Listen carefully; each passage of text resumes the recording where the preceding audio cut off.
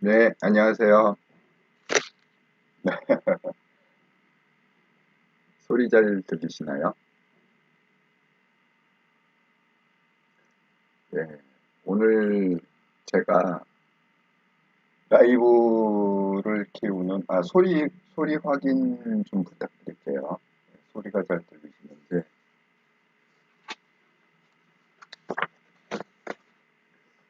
오늘 제가 라이브를, 긴급 라이브, 이렇게 해서 킨 이유는 오늘 아주 이 충격적인 사실을, 어, 저희가 보도를 받았잖아요. 어, 오늘 감사원에서 오후에 긴급 발표가 있었는데, 어, 그, 지금 언론마다, 아, 예, 예, 아지님, 안녕하세요. 누텔라도 안녕. 소리 잘 들리시나요? 소리 확인 한번 부탁드리겠습니다. 누텔라는 뭐, 변함없이, 변함없이 잘 지내고 있습니다. 요 밑에서 지금, 자고 있습니다. 아주님이 항상 안녕하세요. 복길만고쩌님 안녕하세요. 피닉스님 안녕하세요. 소리는 잘 들리시죠? 아지님 잘 들립니다.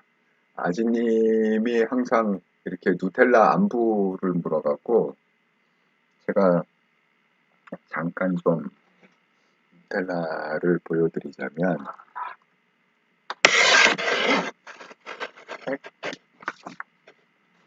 우리 아, 제가 어, 누텔라 제가 큰 화면으로 보여드릴게요.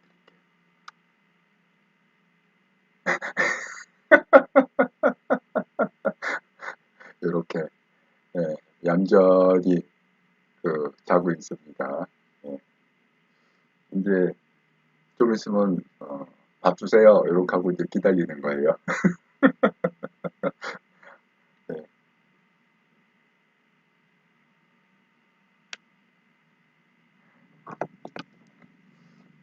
아드님이 항상 달라요 이렇게 안부를 물으셔갖고 제가 오늘은 아주 큰 화면으로 보여드렸습니다.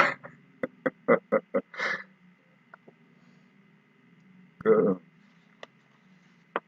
제가 오늘 이 감사원의 발표 오후에 발표를 했습니다. 감사원에서 정말 이거는 뭐 어떻게 말로 표현할 수 없는 그 충격적인 거예요.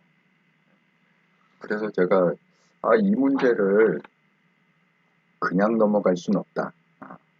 제가 지금 약간 좀 감기 기운이 있어서 목이 좀 안 좋은데 아 피닉스님 그 개팔자 상팔자네요. 예 맞습니다. 개팔자가 상팔자예요. 제가 커맨원으로 오늘 좀 말씀을 드릴게요.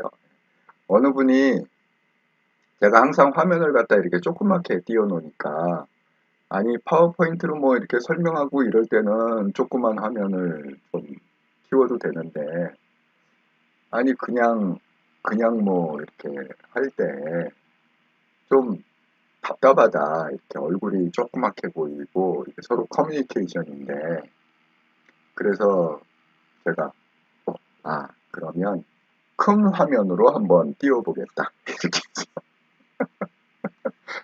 제가 이제 큰 화면으로 한번 오늘 띄워봤습니다. 또 여러분이 또 이렇게 제 얼굴을 또 보고 싶다고 하는 분들이 있으니까 좋습니다. 네, 피닉스님 정말 제가 누누이 말하는 거지만 주인만 잘 만나면 개팔자가 상팔자입니다. 때 되면 뭐 먹여줘, 또 재워줘, 아프면 병원 데려가, 또 뭐 심심할까봐 또 뭐 외출도 할 때 같이 데려가. 이 정도 상팔자가 어디 있습니까? 아무 생각 없이 지내도 되는 거죠. 아, JS 우파 국민님 자고 있네요. 네, 자고 있습니다. 이제 좀 있으면 밥 달라고.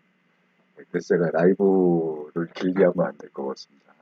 배고프면 일어나서 막 제 손을 깨물어요. 예, 밖에 나가자고. 최웅규님, 선발자입니다. JS 군님, 오늘 KNL 안 하나요? 예, 어제 방송에서 남미 방문을 한다. 그래서 오늘 KNL 안 하는 걸로 알고 있습니다. 그래서 제가 이 시간에 라이브를 켰습니다. KNL을 했으면 아마 분명히 그 강영석 변호사님하고 김영호 부장님이 오늘 그 감사원 발표 얘기를 했을 거예요. 이 정말 충격적인 그 보고이기 때문에 아마 길게 설명했을 겁니다. 이게 어떤 의미를 갖는가. 그래서 제가 오늘 켰습니다. 이거를 그냥 넘어갈 수가 없다. 그래갖고 우파국민님 순둥이인 듯요. 네, 그 착해요. 근데 또 밖에 나가면 나름대로 또 이제 주인을 지킨다고 누가 이렇게 좀 낯선 사람이 이렇게 현관에 오잖아요. 그러면 막 점프해갖고 대문이 이렇게 밖으로 보이게 돼 있는데 그 안에서 막 달려들듯이 막 점프해갖고 막 난리를 칩니다. 그래서 사람들은 좀 무서워해요. 얘가 이제 독일산 세파트고 좀 등치가 있으니까 이런 애가 막 이렇게 달겨들듯이 막 점프해갖고 막 철문에서 으르렁 대면은 조금 무섭겠죠. 네. 여기서는요, 필리핀에서는 물이 굉장히 안 좋아요. 그래서 쉽게 얘기해서 홈리스도 수돗물을 먹지 않습니다. 왜냐하면 이 필리핀 물에 석회가 너무 많이 들어가 있어 갖고요. 그래서 심지어는 쉽게 얘기하면 거지들도 수돗물을 먹지 않아요. 다 물을 사 먹거든요. 그런데 그 왜 이렇게 물 배달해 주는 사람들 있잖아요. 그 배달해 주는 사람들이 어차피 집 안으로 들어와야 되잖아요. 뭐 통을 갖다 막 5통씩 막 이렇게 갈런통으로 그게 5갈런짜리인가 이렇게 우리 이렇게 탁 정수기 같은 데 딱 끼워서 먹는 거 그런 거를 갖다가 거의 뭐 3일에 한 번씩 갈런통으로 주문을 하니까 그러면 그냥 그 누텔라가 달겨 들어갔고 되게 무서워요. 그 배달해주는 아저씨들이. 그래서 항상 누텔라를 방에다가 이렇게 딱 못 나오게. 그러고, 괜찮습니다. 물 날르세요. 뭐, 이렇게. 예. 근데 이게 평소에는 굉장히 순둥이인데, 뭐 좀 낯선 사람만 보면, 그렇게 막 갑자기 태도 돌변하고 싸나워져요. 예.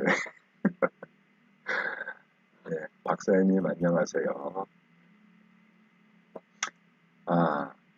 그래서 제가 누텔라 순한가요? 네, 순해요. 그러니까 제 손을 문다고 그랬잖아요. 그 무는 거는 이제 애교로 무는 거고 이렇게 꽉 물지는 않아요. 그냥 애교로다가 이렇게 그냥 장난치듯이 이렇게 물고 물고 그러는데 예를 들어서 이제 뭐 낯선 사람이었다고 이제 정말 이렇게 싸나운 세파트로 바뀝니다. 확실히 세파트가 이게 DNA가 좀 싸나운 것 같아요. 이렇게 DNA가 막 점프해서 막 달려드는데 사람들이 아주 학을 띱니다. 그래도 이제 제가 지방 가고 그럴 때 누텔라를 데려가서 이렇게 풀어놓잖아요. 그러면 이제 누텔라가 또 잘하는 게 뭐냐면 좋아하는 게 수영하는 거를 좋아해요. 제가 이제 수영을 가르쳤거든요. 어, 맨 처음에는 물에 안 들어가려고 막 힘을 쓰고 막 그랬는데 이제 같이 이렇게 안고서 수영을 좀 이렇게 가르쳤더니 지금은 물만 보면은 뛰어들어. 안 나와. 나오라고 그래도 바다에서 그 태평양, 그 필리핀이 태평양하고 접해 있잖아요. 예. 태평양에서 수영을 해. 불러도 안 나와. 예, 그래서 누텔라가 이제 좀 스트레스 받고 그러면 제가 그 데려갑니다. 바닷가로 데려가서 수영하라고. 예, 그러면 아주 수영을 즐깁니다. 수영 잘해요. 아, 네, 누텔라 잘생겼어요. 네, 감사합니다. 아, 서울도 요새 무서워서 세포트, 약간 좀 그런 것 때문에, 예, 뭐, 칼부림도 나고, 예, 그런 분위기가 있으니까, 세포트, 예. 확실히 세포트가, 제가 이거 키워보니까, 제가 왜 세포트를 키우냐면, 저희 아버님이 어렸을 때, 제가 어렸을 때, 아버님이 마소라고, 제가 아직도 그 기억을 해요. 말마자에, 마소. 마소라는 이름으로 해갖고, 그게가 대회 나가서 뭐 트로피도 받고 굉장히 족보 있는 데거든요. 엄청 컸어요, 걔가. 독일색 같은데. 그래서 그 아주 아름다운 추억이 있어요. 아버지가 제가 어렸을 때 세파트를 선물로 줘갖고 저희 집 정원이 좀 이렇게 컸거든요. 그러니까 할머니는 맨날 그 세파트를 구박을 해. 왜냐하면 세파트가 워낙 힘이 넘치니까 운동찬처럼 막 정원을 갖다가 빙글빙글 돌아요. 밖에를 그렇게 쉽게 못 나가잖아요. 그러니까 이제 마당이 넓으니까 이제 자기가 나름대로 운동하느라고 막 뛰어다녀. 그럼 어떻게 됐어요? 할머니는 화단에다가 뭐 채송화도 심고 뭐 여러 가지 꽃을 갖다 이렇게 예쁘게 이렇게 하는데 다 이렇게 뛰어다니면서 다 밟아놔. 그래서 할머니한테는 구박을 많이 받았습니다. 마소가. 그런데 좀 이렇게 새드 엔딩인데 밤에 저희 어렸을 때는 이 세파트가 비싸잖아요. 비싸니까 개를 훔쳐가는 도둑들이 있어요. 개만 훔쳐가는 도둑. 그래서 결국은 그 개도둑이 마소를 훔쳐갔어. 어느 날 일어나 보니까 마소가 없어졌어. 네, 개도둑이 훔쳐갔어. 제가 좀 새드 엔딩입니다. 광고가 30분짜리네요. 시청하고. 그래요? 그렇게, 그렇게 긴 광고가 있나? 30분. 그렇군요. 한영준님. 네, 정말 허리네. 자, 어쨌든, 한영수님, 그냥 보셔도 돼요. 아니, 광고 30분 어떻게 기다려. 지금 이제 시작을 해야 되는데. 그냥 건너뛰기 하세요, 한영수님. 예. 그리고 이제 다음에 제 방송 볼 때 뭐, 보시든지 그렇게 하세요. 아지님, 저 국민학교 때, 그러니까 아지님도 좀 연세가 있으시구나. 국민학교 때라고 쓰시는 거 보니까 초등학교가 아니라, 저하고 같은 세대. 저도 국민학교 세대. 어, 세퍼트, 찰이란 이름을 가진 개를 키웠어요. 저희 엄마는 저녁마다 생선대가리를 얻어다 끓여서 밥을 주었답니다. 생선 잘 먹죠. 네, 누텔라도 생선 잘 먹어요. 제가 생선 줄 때 뼈가 걸릴까봐 항상 칼로다가 이렇게 타타타타타닥 걸리지 말라고 쳐서 칼로 쳐갖고 잘 쳐갖고 줍니다. 또 누텔라는 이제 고기 좋아요. 뭐 소고기, 닭고기 네, 이런 거. 자, 오늘 이제 감사원 발표 얘기하자면 정말 이게요, 뭐 이렇게 한 번에 일어난 게 아니라 이거는 정말 그 문재인 정부 그 5년 동안 조직적으로 아주 장기간에 걸쳐서 행해졌다. 이 지금 감사원 발표가 그겁니다. 예. 이거를 갖다가 뭐 누구 하나의 그 실수? 뭐 이런 게 아닙니다. 예. 누구 하나의 실수 아니면 개인적인 비리, 뭐 한 사람의 비리, 뭐 예를 들어서 뭐 장관 뭐 한 사람이 뭐 자기 포지션에서 어떻게 했거나 아니면 청와대 비서관 한 사람이 뭐 자기 포지션에서 어떻게 했거나 이런 상황이 아닙니다. 이 지금 제가 너무 충격을 받은 게 이 감사원 발표에 의하면 그러니까 문재인 정부의 핵심 인물들이 총체적으로 협동을 해갖고 예? 총체적으로 협동을 해서 벌어진 지금 그 일종의 게이트죠. 통계 조작 게이트를 발표한 겁니다. 감사원에서. 이거를 뭐 이렇게 뭐 하루 이틀 조사한 게 아니고요. 감사원이 무려 얼만큼의 기간을 통해서 이거를 조사했느냐.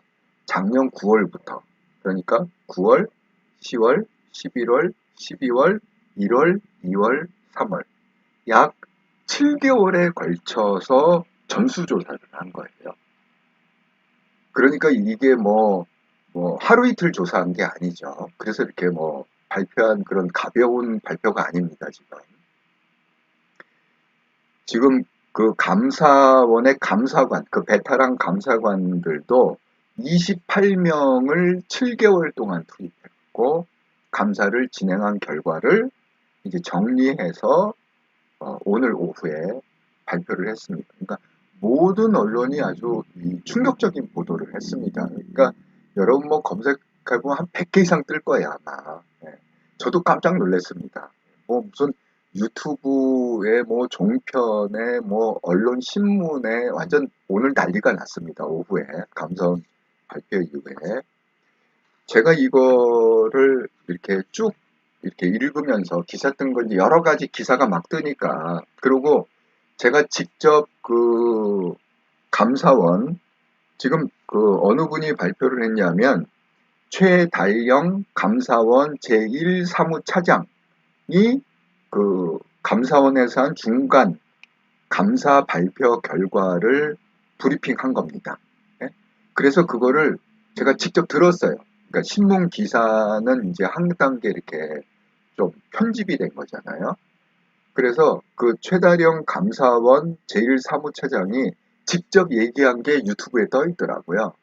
그래서 그 얘기도 처음부터 끝까지 직접 발표하는 거를 들었습니다. 그래서 여러 가지를 이렇게 종합을 해본 결과 이게 크게 목적이 두 가지가 있었더라고요.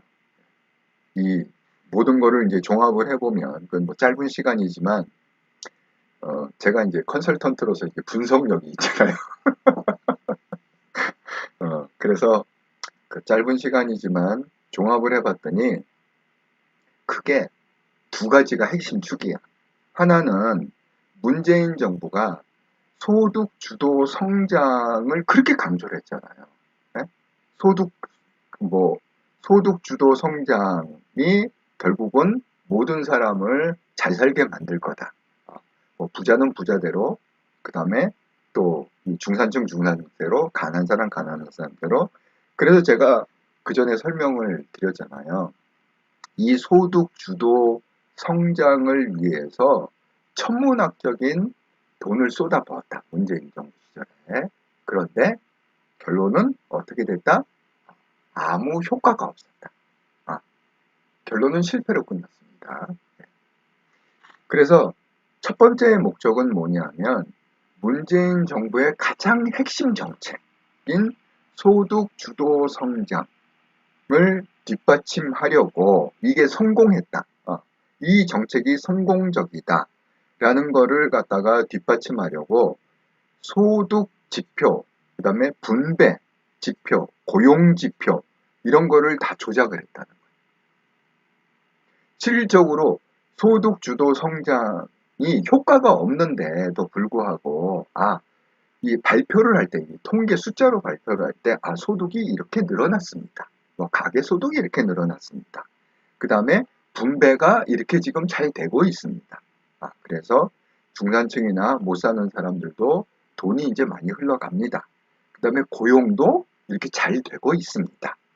실질적으로는 소득도 줄어들고 분배도 안 되고 있고 고용도 완전 엉망인 상태인데 통계를 조작해서 마치 소득주도 성장이 크게 효과를 내고 성공한 것처럼 그렇게 했다. 이게 첫 번째 감사원 오늘 발표한 그 최다령 감사원 사무처장의 핵심 내용입니다. 두 번째 핵심 내용은 뭐냐면 특히 이 통계 조작이 어떻게 지금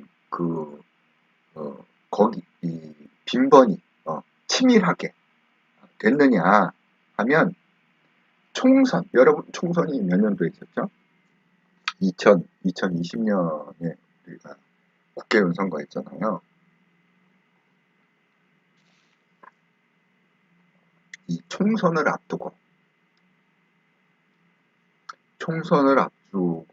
집중적으로 통계가 조작이 돼서 결국은 그 문재인의 민주당이 당시 문재인의 민주당이 국회의원 과반을 차지했잖아요. 사실 저는 그때 너무 이해가 안 갔어요. 아무리 문재인 정권 하에 치러진 그 선거지만 되게 그 국민들의 심리는 그렇습니다. 정부가 예를 들어서 뭐 민주당이다. 민주당 정부에 그 문재인이 집권하고 있다 그러면 심리적으로 어떤 심리를 갖고 있냐면 정부가 민주당이니까 그래도 정부의 독주를 막기 위해서 국회는 예를 들어서 국힘으로 밀어줘야 된다. 이런 심리가 있거든요. 절대 이렇게 한 곳을 갖다가 몰빵하지 않아요.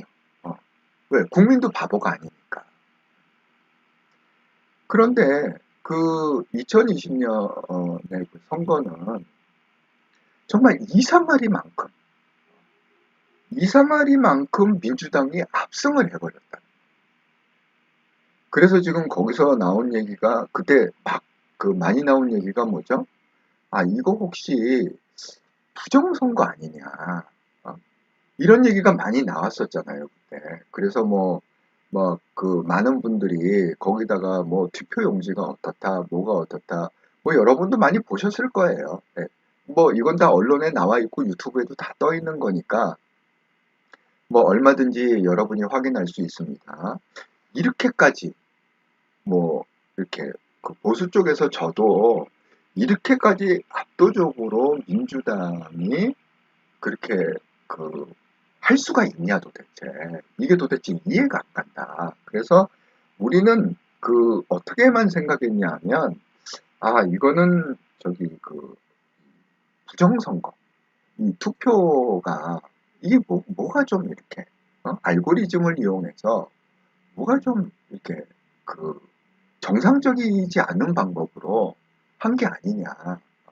이렇게만 이제 생각을 했는데 그거 플러스 오늘 이제 감사원의 얘기에 의하면 총선을 앞두고 집중적인 통계 조작이 있었다는 거예요. 네. 그래서 역시 문재인 정부 민주당이 지금 국정 운영을 잘하고 있구나. 이런 어떤 분위기를 깐다 그러나 총선 전에 그러니까 어떻게 해야 된다? 우리는 민주당을 밀어줘야 된다. 뭐 이런 분위기 있잖아요. 왜? 문재인 정부가 지금 잘하고 있기 때문에 이 소득주도 성장이라는 경제 정책을 대한민국에서 최초로 쓴 겁니다. 네. 그전 정부까지는 이런 식의 정책을 쓴 정부는 한 번도 없습니다. 그게 설사 노무현 정부가 됐건 김대중 정부가 됐건 이런 소득주도 제가 그랬죠. 소득주도 성장 이거는 검증되지 않은 이론이다. 이렇게 말씀드렸습니다. 그리고 소득 주도 성장을 국가의 경제 정책으로 쓴 나라는 없습니다. 예. 그게 우리가 미국이나 그 선진국의 사례를 살펴보면 미국, 영국, 프랑스, 독일, 일본, 할 거 없이 심지어는 중국, 공산국이라 할지라도 이 소득 주도 성장이라는 경제 정책을 쓴 나라는 전 세계에서 유일하게 대한민국입니다. 예. 이 검증되지도 않은 그래서 제가 얘기했죠. 잊지 말자. 제가 분명히 얘기했습니다. 그때 이거 설명하면서 잊지 말자 누구? 장하성. 잊지 말자 김상조. 예. 이 소득 주도 성장이라는 이걸 누가 이론을 끌고 와서 문재인 정부의 정책으로 세팅을 했느냐? 장하성 김상조예요. 그래서 제가 분명히 얘기했습니다. 문재인 그 주변 사람들 이렇게 사진을 쭉 보여주면서 우리는 장하성이라는 이름을 잊으면 안 된다. 우리는 김상조라는 이름을 잊으면 안 된다. 왜? 이 두 사람이 소득 주도 성장이라는 그런 미명하에 대한민국이에요.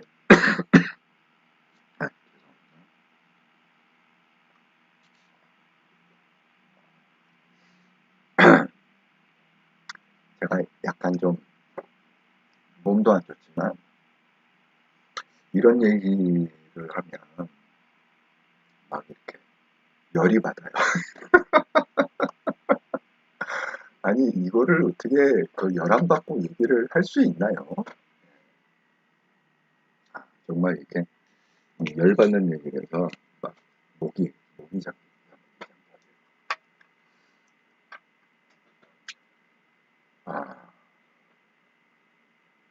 박서연님, 저는 프리미엄인데, 프리미엄 유튜버시군요.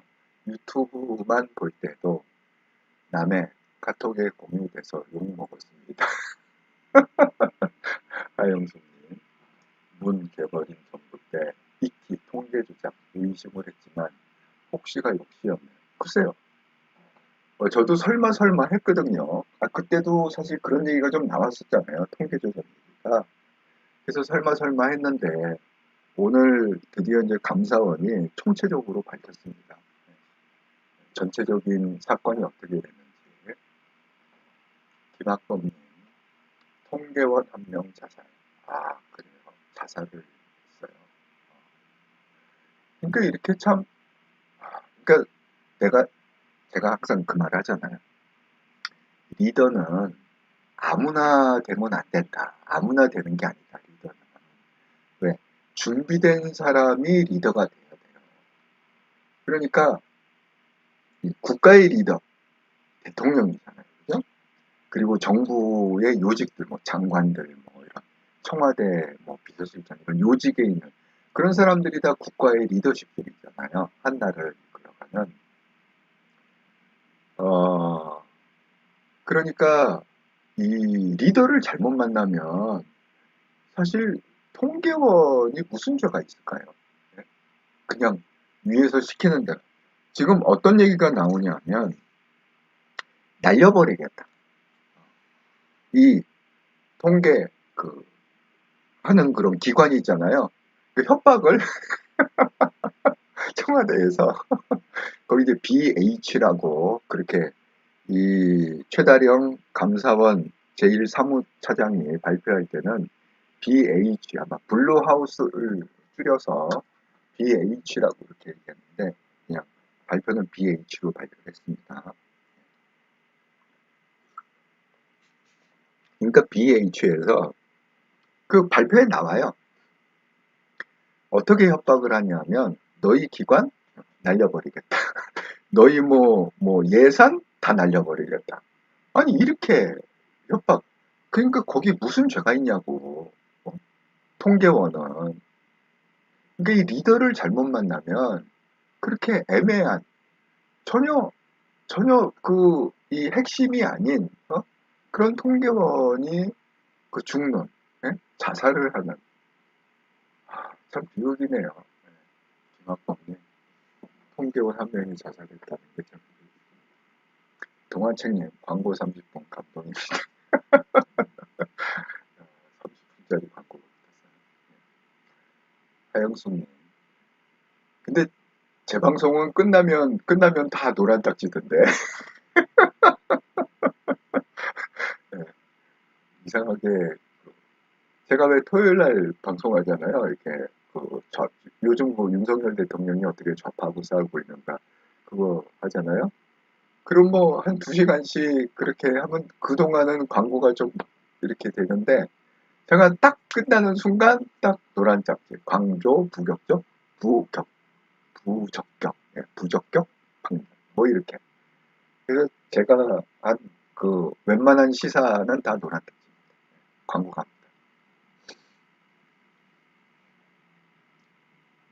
아, 하영숙님 부동산 통계는 정말 심각했었죠. 네. 김학범님 법말리 정치인들 사절 이명희님 예 안녕하세요. 야진님 열받는 이야기를 웃음으로 승화시키. 그러니까 뭐 웃을 수밖에 없어요. 네. 그러니까 저희가 제대로 잘 싸워야 돼요. 네. 찐 우파 분들이 정신을 차리고 대한민국의 미래를 지켜야 돼요. 방법은 그것밖에 없습니다. 레몬수님 유튜브 아포 육아 통계 조작 18년부터 말했어요. 아 그래요. 그렇군요. 지금 이 오늘 발표에 의하면 2017년부터 통계 조작이 시작됐다. 이렇게 지금 돼 있습니다. 여기 보면 감사원에 따르면 문 전 대통령 취임 직후인 2017년 6월부터 장하성 전 정책실장은 주 1회 통계 공표로는 대책 효과를 확인하기 부족하다면서 국토부에 집값 변동률 확정치 7일간 조사 후 다음날 공표하는 거 공표하기 전에 주중치 3일간 조사 후 보고와 속보치 7일간 조사 즉시 보고를 보고하라고 요구했다. 이게 무슨 얘기냐면 이미 대통령이 취임되자마자 2017년 6월부터 장하성, 제가 잊으면 안 된다고 그랬잖아요. 이 소득 주도 성장의 핵심 인물 장하성, 김상조. 이 장하성 정책실장이 그때 포지션이 정책실장이었습니다.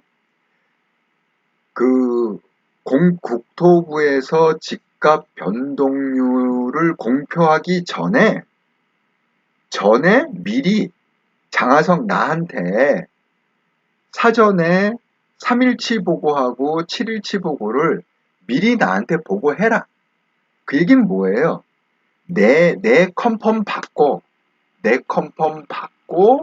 공표해라. 이 뜻 아닙니까, 지금? 네? 그러니까 장하성이 이 수치 조절을 자기가 하겠다 이거잖아요. 정말 오늘 이 발표 내용은요, 이 최다령 사무총장이 차장이 발표한 정말 이거는 이건 뭐죠? 국기문란? 아니 우리 박근혜 대통령 탄핵할 때 이 키워드가 국정농단이었잖아요.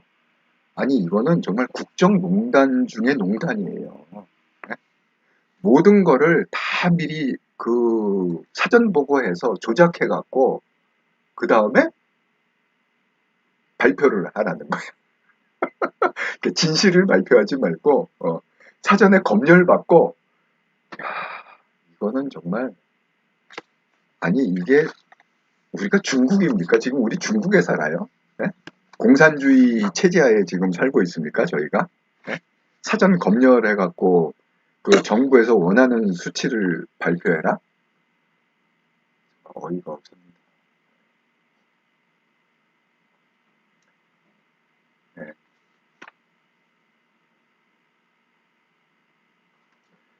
여러분들도 많이 관심을 갖고 보셨네요. 박사연이 이제 예산 협박 중 국민 보고 있다. 헛소리. 그다음에 총선 승리해야 되는데요. 대기업 종사자들도 정치 관심 없고요. 강원도 쪽도 좌파가 많은 것 같습니다. 그 얘기는 자주 그 채창에 올라오네요. 강원도 쪽에 좌파가 많다. 만수르님 100% 부정선거입니다. 아니 이제 이렇게 하나씩 좀 이렇게 밝혀지다 보면 윤석열 정부 하에서 아직 5년 그러니까 1년 지났잖아요. 그죠? 아직 한 4년 정도 남았잖아요. 그 윤석열 대통령님이 한번 결단을 하면 이것도 한번 좀 밝힐 수 있지 않을까? 그러니까 우리는 몰라요. 이게 정말 부정선거였는지 아니었는지 우리는 모르지만 그래도 우리가 이제 정황적인 증거는 많이 이렇게 깠잖아요. 뭐 선거용지가 어떻게 됐다, 뭐가 어떻게 됐다, 뭐 이런 정황적인 증거는 많이 깠잖아요, 지금. 예? 그러니까 그 윤석열 대통령님이 한번 결단을 하시면 이것도 한번 좀 속 시원하게 정말 부정선거였다? 아니면 부정선거가 뭐 총체적으로 이루어진 건 아니다? 뭐 이것도 한번 좀 속 시원하게 까볼 수 있지 않을까. 어, 그런 생각이 지금 드네요.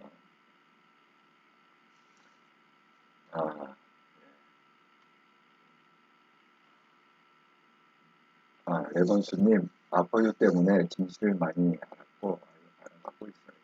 만수르님, 부정선거 못 밝히면 이 나라 미래는 없습니다. 정말 이게 부정선거는 정말 심각한 거죠. 아, 만수르님, 다 알고 있었잖아요. 밝혀지는 것뿐 아닌가요? 우리가 심증은 있어도 이렇게 이제 정확하게 증거를 갖고 우리가 공신력 있는 제가 항상 그 얘기 하잖아요. 뭐 그 김세희 대표가 뭐 세이엔터나 가세연에서 뭐 가영석이 어떻다, 김영호가 어떻다 계속 그렇게 까고 있는데 제가 항상 그 얘기 하잖아요. 구독자는 모른다. 아, 왜? 우리는 정보를 수집할 능력이 없어. 또 판단할 능력도 없어. 그러니까 그거는 CCTV는 어디서 가려라? 어, 경찰, 검찰, 법원에서 가려야 된다. 구독자를 끌어들이지 마라. 제가 그렇게 얘기했잖아요. 그러니까 이것도 똑같은 거예요. 우리가 통계에 대한 의심은 갖고 있었지만 결국은 그거 우리는 모르잖아요. 그냥 심증만 있을 뿐이지 이게 어떻게 조작이 됐고 조작을 했다면 어떻게 누가 주조해서 또 조작한 이유는 뭐고 또 그 결과는 뭐고 이제 이런 거를 우리가 밝힐 수가 없잖아요. 우리 힘으로는. 그러니까 이렇게 이제 공신력 있는 또 그런 영향력을 충분히 갖고 있는 감사원에서 그거를 7개월 동안 정확하게 28명 감사원을 파견해갖고 감사관들을 파견해서 이렇게 정확하게 기승전결을 따따딱 해갖고 했다. 이렇게 이제 얘기를 해주면 우리가 얼마나 속 시원해요. 네? 그러니까 이런 것들은 이 공식력 있는 국가기관에서 해줘야 되는 그 역할입니다. 그래서 우리가 세금을 내는 거죠. 네, 그런 정부를 지지하기 위해서. 아, 아무라니 아파유랑 김홍로 감성으로 준비했어요. 어, 부정선거 증거 공탁금이 잘 활용되어야 합니다. 지금 뭐 그거는 어떻게 되는지를 모르겠어요. 이가 없어요. 그 이후로는. 박사님, 네, 김영호 부장님 잘 지켜드려야죠. 학고들로부터. 네, 맞습니다. 네, 김영호 부장님 잘 지켜야 됩니다. 열공입니다. 그래서 아마 그 김영호 부장님 아버님 이렇게 소천하셨을 때 많은 분들이 조의금으로 또 위로를 했으리라 생각합니다. 예, 박서연 님도 조입금 되셨다고 하는데, 저도 필리핀에 있지만, 예, 조입금을 보냈습니다. 그러니까 아마 그 국내뿐만 아니라 해외에서 보시는 분도 많기 때문에 아마 모두가 그렇게 다 애도의 표현을 충분히 했으리라. 자, 그래서 이게 지금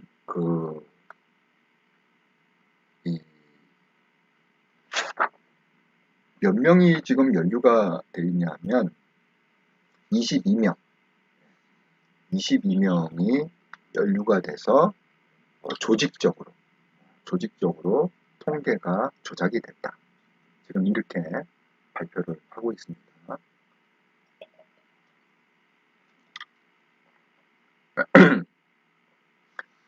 그걸 이제 주도한 사람이 누구냐? 첫 번째는 장하성 당시 정책실장. 제가 말씀드렸죠. 장하성 정책실장이 국토부에서 집값 변동률을 발표하기 전에 미리 어떤 발표를 할지 통계치를 나한테 보내라. 보고해라. 그 얘기는 뭐냐? 내 컨펌 받고 국토부에서 집값 변동률을 발표해라. 이겁니다. 그래서 장하성이 주도적으로 이거를 했습니다. 그 다음에 이제 김상조, 제가 또 잊지 말아야 될 사람, 김상조라고 그랬잖아요. 그래서 김상조, 그 다음에 또 홍장표 전 경제수석, 경제수석이었습니다. 청와대 경제수석 홍장표. 그 다음에 황덕순 일자리 수석, 청와대 황덕순 일자리 수석. 그 다음에 여러분 잘 아시는 김현미 국토부, 그 당시에 국토부 장관이 김현미 씨였죠. 그 다음에 그 당시에 통계청장은 강신욱 통계청장입니다. 네, 그래서 장하성, 김수현, 김상조, 이호선. 네. 이게 어떻게 지금 감사원이 이제 넘긴 겁니다. 그 수사 요청을 해주세요. 우리가 이렇게 조사를 해보니까 이런 사람들이 마이크 꼭 바꾸셔야 할 것 같아요. 마이크가 잘 안 들리시는구나. 소리 때문에. 알겠습니다. 마이크 제가 우선 고려를 해보겠습니다.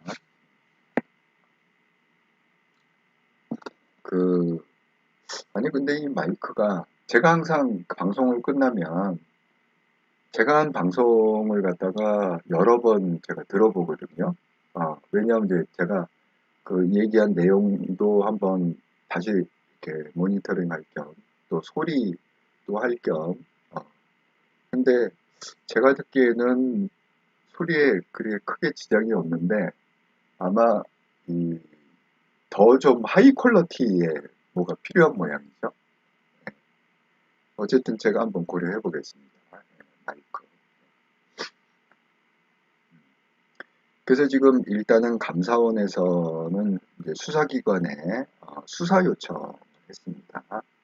우리가 7개월 조사해 본 결과 이러이러한 정말 엄청난 그런 통계 조작이 나왔기 때문에 이러이러한 사람들을 수사해 주세요. 그래서 무려 22명을 그렇게 수사 요청을 했습니다.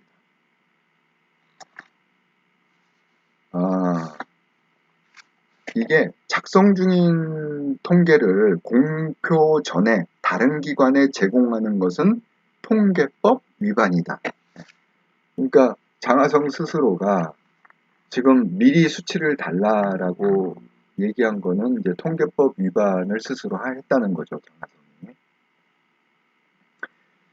그리고 이 통계를 받은 다음에 어떻게 반응을 했냐면 이때 주중치보다 속보치와 확정치가 높게 보고되면 사유를 보고하라고 압박하는 것은 물론, 그러니까 이게 의외로 이제 높게 나오잖아요. 집값 변동이 이렇게 막 이렇게 심하게 이렇게 출렁인다. 그러면 국토부에 대고 사유를 보고해라. 이렇게. 왜 이게 이렇게 나오냐. 하고 이제 압박하고, 나중에는 이게 이제 자꾸 이게 높게 나오니까 장하성이 어떻게 지시를 했냐면, 나중에는 주중치보다 실제보다 낮게 조작하라고 지시했다는 것이다. 네, 발표 내용이 그렇습니다, 오늘. 그 감사원 발표 내용이 맨 처음에는 압박을 하다가 왜 이게 갭이 왜 이렇게 커져? 왜 이렇게 수치가 높게 나와? 이렇게 하다가 그 다음에는 그래도 잘 조절이 안 되니까 나중에는 아예 요구를 했다는 거예요. 수치를 낮게 조작을 해라. 어? 이거 너무 높다 지금. 어? 아예 그냥 직접 수치를 줬다는 거야. 낮게 조작해라. 이렇게 가이드를 줬다는 거예요. 그러니까 감사원은 이 같은 유출 조작이 후임 김수현, 김상조, 이호승 정책실장 재임 때까지 계속됐다고 봤다. 그러니까 이게 장하성에서 끝난 게 아니라 장하성에서 넘겨받은 사람, 김수현, 김상조, 이호승 정책실장도 장하성이 했던 그 가이드 있잖아요. 숫자를 왜 이렇게 변동률이 높냐. 이 사전 보고해라. 그리고 높으면 낮게 보고해라. 이렇게 마치 이거 왜 낮게 보고하라고요? 소득 주도 성장 경제 정책이 문재인 정부의 핵심 경제 정책인데 이게 지금 성공적으로 되고 있다라는 거를 뒷받침하려는 이게 작업이죠. 그래서 지금 이 사람들이 다 지금 그 수사 의뢰를 한 겁니다. 장하성뿐만이 아니라 김수영, 김남조, 이호성 이렇게. 그 다음에 이제 어느 정도까지 이게 그 한국 부동산 원, 그러니까 결국 이제 부동산 그 통계를 만드는 거는 이제 한국 부동산 원인데 이 청와대하고 국토부가 어느 정도까지 한국 부동산 원을 갖다가 압박을 했냐면요.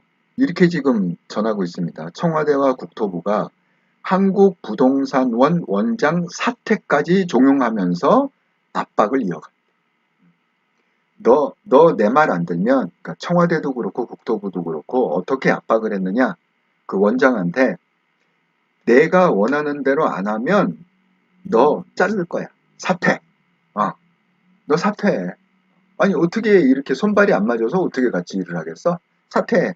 이렇게 압박을 이어가면서 한국부동산원은 2019년 2월부터 2020년 6월까지 총 70주간은 아예 조사 없이 임의 예측치를 주중치로 만들어 보고한 것으로 드러났다. 여러분 제가 얘기했죠? 선거가 언제 있었다고요? 총선이 2020년에 있었습니다. 그러니까 전에 2019년부터 하도 압박을 하니까 청와대하고 국토부가 한국 부동산 원장한테 너 그만두고 싶어? 너 잘리고 싶어? 이렇게 자꾸 압박을 하니까 아예 그냥 그 원장이 그냥 그렇게 가이드를 줘버린 거야. 어느 기간 동안에 2019년 2월부터 2020년 6월 그러니까 총선 끝날 때까지 총선 끝날 때까지 총 70주간 이거 어마어마한 기간입니다. 70주간이라는 게. 그러니까 이게 1년, 거의 1년 반이에요. 70주간이라는 게. 아예 조사 없이 그냥 임의로 청와대하고 국토부가 원하는 그 수치가 있을 거잖아요. 임의로 그냥 예측치를 갖다가 쉽게 해서 세상말로 가라로 진짜가 아닌 그냥 가라로 그냥 아무 숫자나 막 이렇게 넣어갖고 그거를 1년 반 동안 발표했고 그러면 그 수치를 국민들, 대한민국의 순진한 국민들이 그거를 믿고서 경제가 이렇게 잘 돌아가는구나라고 착각하고 살았다는 거예요. 이게 국정농단 아닌가요? 아니 이게 국정농단이지 다른 게 국정농단인가요 지금? 그러니까 그 차이가 어느 정도냐 하면요. 이것도 오늘 발표된 겁니다. 그 차이가 어느 정도 차이냐 하면 2017년 5월 이후 5년간 서울 집값 상승률을 한국부동산원은 19.5%로 해서 발표를 했습니다. 그런데 우리가 왜 부동산 살 때 왜 KB부동산, 이 국민은행이 또 이걸로 이제 유명하잖아요. 네? 이게 왜 KB부동산이 왜 주택은행, 지금은 주택은행이 없어졌지만 옛날에 주택은행이 있었습니다. 네. 그게 이제 합병이 된 거잖아요. 우리가 다 집 살 때 검색할 때 KB부동산을 검색한단 말이야. 근데 KB부동산이 계산한 상승률은 62.2%예요. 그러니까 보세요. 19.5%하고 62.2%면은 몇 배 차이인 거예요? 한 3.5배 차이가 나는 거예요. 와, 이게 사실요, 우리가 이 통계를 얘기할 때요, 이게 10%, 20%만 차이가 나도 이게 엄청난 차이거든요. 통계. 왜냐하면 이게 볼륨 자체가 크니까. 아니, 예를 들어서 100원에, 100원에 10%면 얼마입니까? 10원이잖아요. 근데 예를 들어서 100조에 10%면 10조가 되잖아요.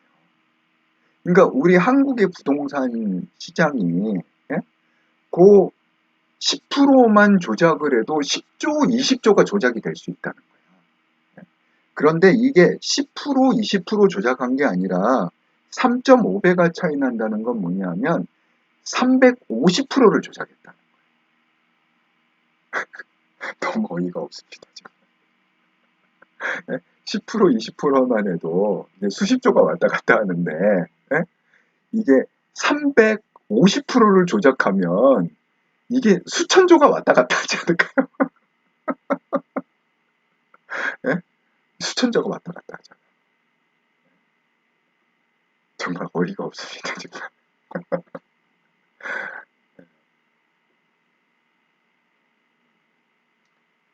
정말 우리가 이거를 어떻게 정말 이 문재인 정부 5년을 우리가 정말 이 정도까지는 정말 너무 심한 거 아닌가요? 이거는 너무 심한 것 같아.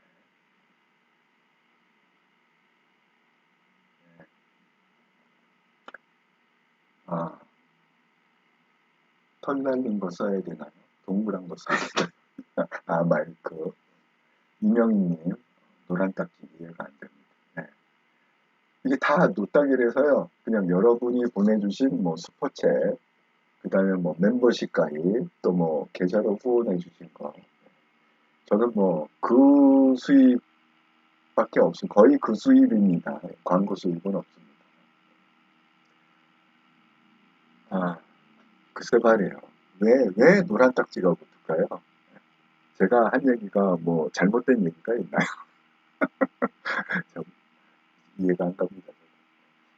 원스텝 에더 타임이 연산군이 보면 안 되는 사초를 읽어보고 사관들과 선비들의 목숨을 참았는데 역시 문상군이 연산군, 문상군. 예. 아이고, 이 정말 해도 정말 내가 오죽했으면 지금 긴급 라이브를 오늘 켰겠어요. 너무 어이가 없어갖고 오늘 그 발표를 듣고서 도저히 이게 가만히 있을 수가 없다. KNL이 만약에 했으면 반드시 이거를 그 풀이를 해줬을 텐데 지금 뭐 남미 일정 중에 있으니까 그래서 제가 오늘 긴급 라이브를 킬 수밖에 없었습니다. 너무 어이가 없어갖고 레몬수님 문제는 금융 이슈로 급격히 빠진 집값이 회복하는 단계인데 통계 조작 때문에 급격한 폭등으로 나오게 되어 내년 총선에 이번 정부가 다 뒤집어 쓰게 생겼는데 원희룡은 엑스맨인지 헛소리만 하고 있어 걱정이에요. 그래서 레몬수님 맞습니다. 지금 잘못하면 이 왜 있잖아요. 그 세상 말로 문재인 정부에서 똥 싸놓은 거 지금 윤석열 정부가 치우는 꼴이 된 거거든요. 그러니까 이게 이 좀 지적 능력이 떨어지시는 분들은 아니 문재인 정부 때는 멀쩡했는데 왜 윤석열 정부 때 이렇게 엉망이야? 해서 이게 이 똥바가지를 지금 그 윤석열 대통령님이 지금 쓰게 돼 있는 거예요. 예? 그래서 저희가 이런 거를 더 알려야 됩니다. 이 시작은 윤석열 정부에서 한 건 아무것도 없습니다, 지금. 예. 윤석열 정부 정책으로 인해서 우리한테 피해를 준 거는 현재까지는 없어요. 지금 우리한테 피해받은 건 뭐냐? 문재인 정부 5년 동안에 이루어진 거가 지금 우리가 지금 피해를 본 겁니다. 그래서 이거를 그 찐 우파분들이 적극적으로 좀 알려야 될 것 같아요. 이게 다 지금 그 쉽게 얘기하면 문재인 정부 5년 동안 싸놓은 똥들이다 지금 이게. 그래서 그 지금 그 똥들 치우느라고 지금 그 윤석열 정부가 지금 생고생하고 있다. 이 논리를 전파를 갖다가 주변에 많이 하셔야 됩니다. 박사연님, 제 동생이 세금 많이 낸다고 저한테 성질 부려요. 단순히 삶은 소대가리, 전재산 몰수. 아니, 근데 오늘 발표에 일단은 이제 톤은 이렇게 달았더라고요. 문재인이 뭐 직접 지시한 정황은 아직 없다. 이렇게 톤을 좀 달았는데, 아니, 이거는 정말 눈 가리고 아웅 아닌가요? 아래서 이거 뭐 한두 달 이렇게 된 것도 아니고 5년 내내 지금 이게 있었는데 그 제일 위에 총수인 대통령이 저는 모르는 일입니다. 이거 어떻게 받아들일까요? 대통령이 모르는 일이라고 만약에 결론이 나면 이거를 어떻게 우리가 이해를 해야 되죠? 참, 말이 안 되는 거 아닌가요? 아니 그럼 예를 들어서 박근혜 대통령은 뭐 그걸 다 알아서 중간에 탄핵이 되고 감옥을 간다요? 이게 좀 앞뒤가 안 맞잖아요. 논리. 음, 박사연님, 병은 지들이 싸고 고급 휴지도 안 준다고.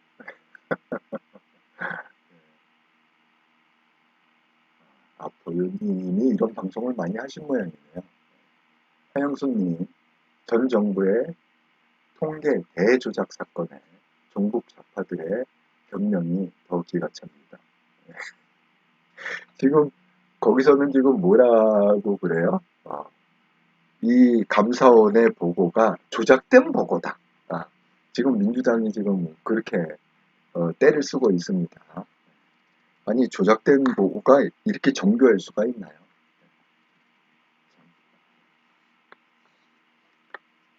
그러니까 이 좌파 분들이 아이언맨이에요. 얼굴에 철판 한 10cm 이상 깔았어. 그러니까 우리도 어떻게 해야 된다?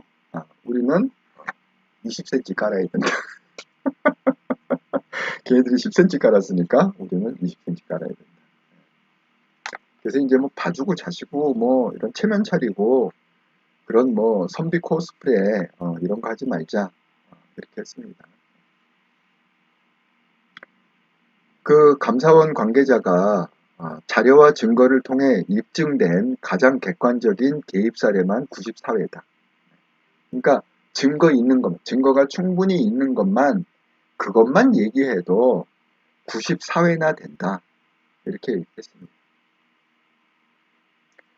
그래서 어쨌든 첫 번째 목적은 뭐냐? 소득 주도 성장을 뒷받침하기 위해서 소득, 분배, 고용 통계 이런 게 잘 되고 있다.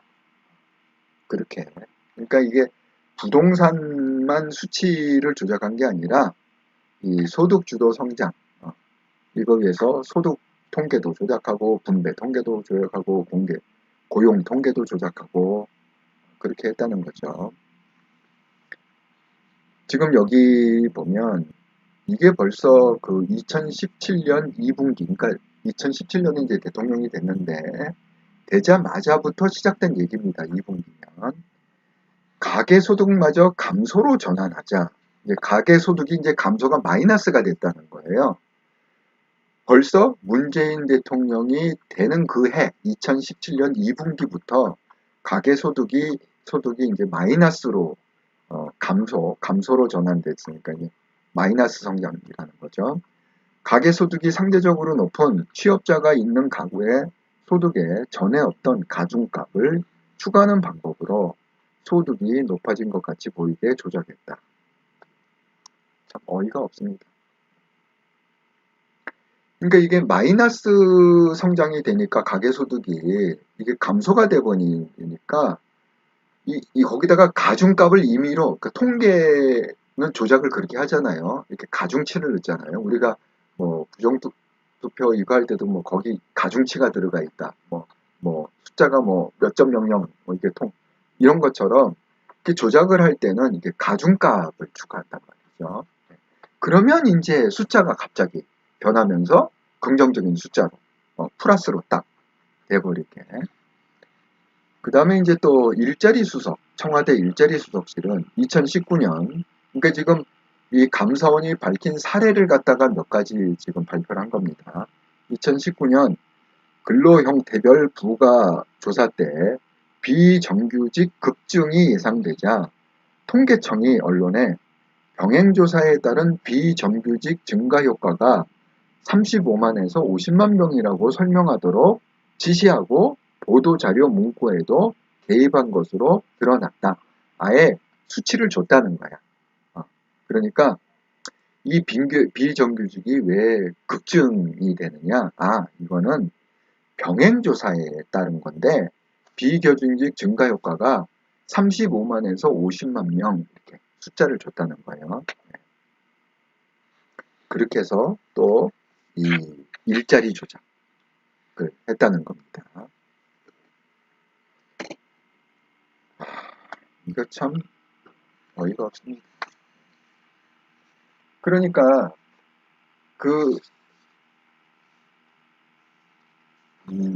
자기네들이 그걸 갖다가 또 이렇게 표현한 때가 있어요. 제가 얘기했잖아요. 30만에서 50만이 이렇게. 이거를 이제 어떻게 했냐면 이에 청와대는 제가 앞에부터 읽어드릴게요. 통계청은 병행조사 효과가 실제로 존재했는지 여부와 존재했다면 그 수치는 어느 정도인지에 대해 전혀 검토하지 않은 채 병행조사 효과 추정치를 25만에서 36만이라고 보고했다. 그러니까 통계청도 그래서 가라로 보고했다 이런 겁니다. 그랬더니 청와대가 어떻게 반응했느냐. 이에 청와대는 이 정도예요? 라며 받아들이기 어렵다는 의사를 표명하고 최대가 30만에서 50만이지요? 라고 재차 물으면서 병행조사 대응 방안을 다음날 보고하도록 지시한 것으로 조사됐다. 그러니까 통계청이 이런 거죠. 청와대에서 이 수치를 이 정도면 만족하겠지 하고 이게 23만 이렇게 이제 숫자를 넣은 거예요. 23만에서 36만. 청와대에서는 아니 이 정도 갖고 되겠어? 그러니까 마치 이런 거야. 최대가 최소 30만에서 최대 50만이지요? 이렇게. 그러니까 알아서 겨라? 쉽게 얘기하자면 너 알아서 겨라? 이렇게 청와대가 질문한 것처럼 최소 30만에서 최대 50만이지요? 이렇게. 이게 지금 이 국정을 운영하는 국정을 운영하는 그 최고의 리더 아닙니까? 청와대 그러면 청와대 대통령을 비롯해서 정책실장 이런 사람들이 이 비서관들 이 최고의 리더십 아닙니까? 이게 무슨 장난칩니까? 최소 30만에서 최대 50만이지요? 그랬더니 발표가 통계청 발표가 바로 똑같이 맨 처음에는 23만 이렇게 얘기했다가 50만으로 발표가 아니 그러니까 우리나라는 개콘이 망할 수밖에 없어. 개콘이 망할 수밖에 없어. 아니 이게 뭐 알아서들 좌파들이 뭐 온갖 그 이 코미디를 하고 있는데 현실이 코미디인데 예? 이거를 개콘 문 닫을 수밖에 없어요. 그래서 결국은 개콘 망했잖아요. 그죠? 지금 안 하잖아, 개콘. 이 좌파들의 소재를 따라갈 수가 없어. 이 코미디 소재를 따라갈 수가 없어. 아, 박사연님, 박근혜 대통령님 훌륭하신 분입니다. 다 인내하시고 원수도 자랑하시고. 하영숙님, 종북 좌파는 정상적인 사람들 아닙니다. 네, 맞습니다. 정상이 아니에요. 아, 박사연님 댓글 많이 달아 죄송합니다. 오늘은 안 달려 했는데 공감이 자꾸 돼서요. 구독자님, 이리네님, 서연님 멸공. 제가 이제 마무리를 이 방송 끝나기 전에 제가 항상 얘기하죠. 흑석 김유겸 선생님. 이거 얘기 안 할 수가 없어요. 흑석 김유겸 선생님. 이분이 그 흑석 김유겸 선생님이 2018년 그러니까 이 통계가 한참 막 그 청와대에서 조작이 되고 모든 정보들이 부동산 정보들이 청와대에 다 몰려올 그런 상황입니다. 2018년 1월이면 한겨레 신문 선임 기자였습니다. 김의겸 대변인. 2018년 1월 말 문재인 청와대 대변인으로 발탁이 됐다. 그러다가 2019년 3월 29일 그러니까 약 1년 2개월 정도 했죠. 청와대 대변인을 흑석 부동산 투기 의혹으로 대변인직을 내려놓으면서 흑석 김의겸 선생이란 오명이 뒤따랐다. 여러분 이 김의겸이 그 흑석동에다가 어떻게 그 재테크를 했냐? 오죽했으면 그 정진석 의원이 그 김의겸을 향해서 김의겸 흑석동서 부동산 컨설팅 하면 딱 어울릴 것 같다. 이렇게 정진석 의원이 이렇게 얘기했습니다. 김의겸 흑석동에서 부동산 컨설팅 하면 딱 어울릴 것 같다. 이 사람은 정말 청와대 대변인으로 있으면서 이제 관사 재택한 사람이죠. 대변인의 정보력. 그때 이제 모든 통계 자료가 여기 지금 오늘 감사원 발표대로 2018년이면 이제 한참 피크로 모일 때입니다. 2018년, 2019년 그때. 근데 그 엄청난 정보력을 갖고 그 다음에 아내의 그 독단 대출, 아내가 독단 대출 받았다.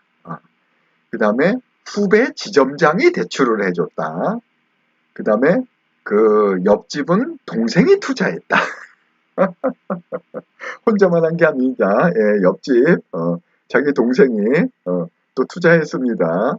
그리고 전 재산을 올인했습니다. 이게 오를지 않을지도 모르는 거게 대출 이빠이 받고 그냥 이빠이 받고 전 재산 올인하고 이게 레버리지가 160%의 레버리지입니다.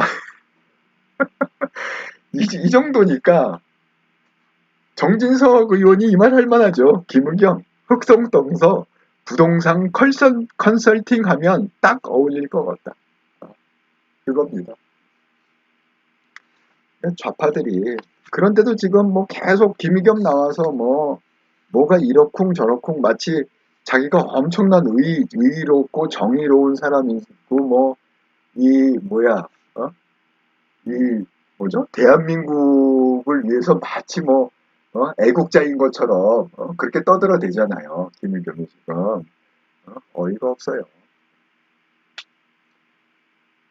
아, 하영수님, 그때 통계청장이 원하는 대로 해주겠다는 말이 생각나네요. 나요? 근데 왜, 이 좌파들이 정말 대한민국을 위하고 애국자면, 왜 통계청장 이런 사람들이 양심선언 같은 걸 안 할까요? 네? 그리고 아까 그 부동산 그 원장, 그런 사람들이 왜 양심선언 같은 거를 안 할까요?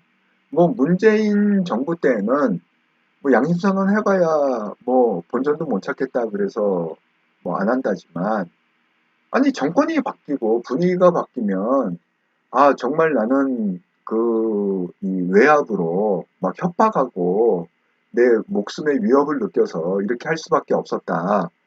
이게 감사원에서 밝혀지기 전에, 아니 통계청장이 됐건 부동산 그 원장이 됐건 뭐 양심선언해서 뭔가 이렇게 좀 바로잡을 수 있지 않을까요? 그런데 꼭 이렇게 다 터지고 나서, 감사원에서 이렇게 다 터지고 나서 뭐 이런 게 밝혀지면 참 본인한테도 엄청 불명예인 것 같아요. 예, 오들레님, 흑석이는 요즘 후원금 받으려고 가짜뉴스. 아니, 그래서 그 얘기 했잖아요. 제가 그것도 보여드렸잖아요.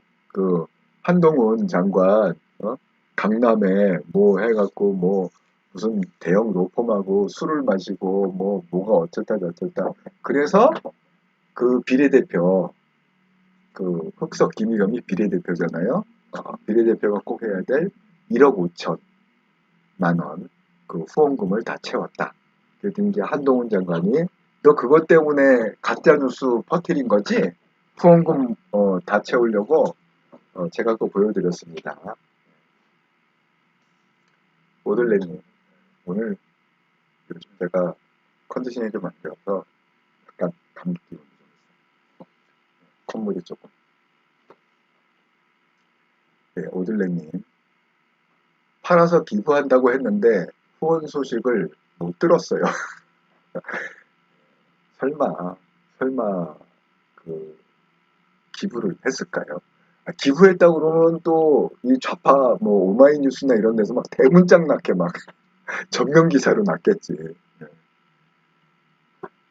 그냥 말만 그렇게 한 거겠죠. 피하려고. 오들레님, 야수의 심장이네요. 160%. 네, 레버리지 160%. 박서연님, 미리네님, 레몬스님, 주님께서 윤 대통령 당선하게 되게 하셨고 돕고 계십니다. 이 나라가 할 일이 많거든요. 오들레님 늦게 들어왔어요. 어쨌든 네, 늦게도 들어와 주셔서 감사합니다. 제가 한 1시간 20분 정도 방송을 했는데 제가 오늘 감사원 발표를 보고 너무 기가 막히고 정말 이거야말로 국정농단이 아닌가.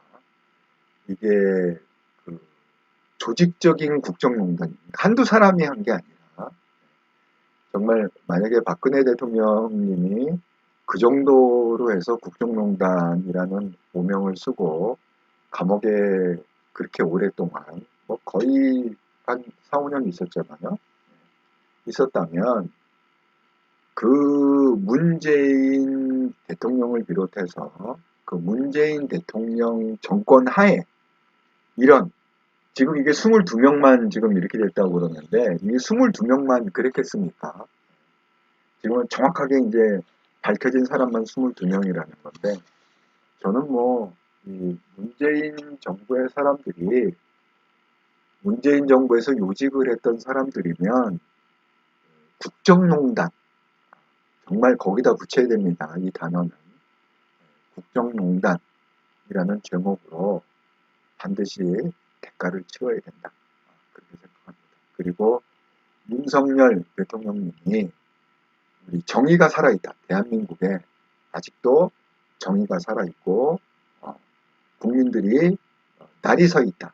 국민들이 그렇게 순진한 국민들이 아니다.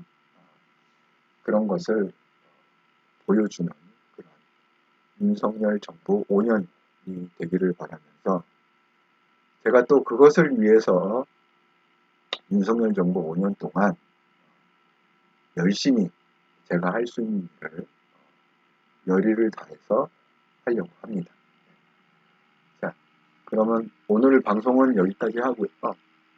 내일 오후 8시 정기방송에서 좌파가 깊게 뿌리내린 영역 5번째 교육계 전교조 얘기를 풀어보도록 하겠습니다. 네, 감사합니다. 내일 저녁에 다시 뵙겠습니다.